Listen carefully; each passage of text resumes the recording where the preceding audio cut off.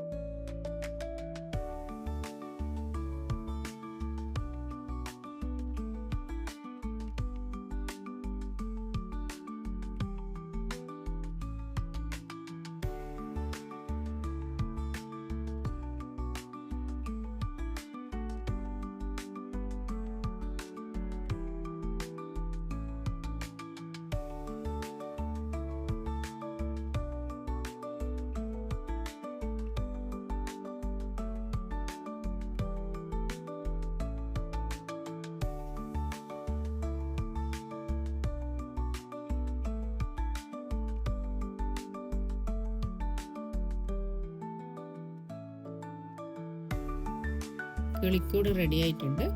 കുട്ടികൾക്കെല്ലാം ഇഷ്ടപ്പെടുന്ന സ്നാക്കാണ്. സൺഡേയിലും എളുപ്പം ഉണ്ടാക്കാൻ പറ്റും. അതുകൊണ്ട് ഇഷ്ടപ്പെട്ടിട്ടുണ്ടെങ്കിൽ ലൈക്കും കമൻറ്റും ഷെയറും ചെയ്യുക. എൻ്റെ ചാനലൊന്ന് സപ്പോർട്ടും കൂടി ചെയ്യും. നല്ലൊരു വീഡിയോ ആയിട്ട് വീണ്ടും കാണാം.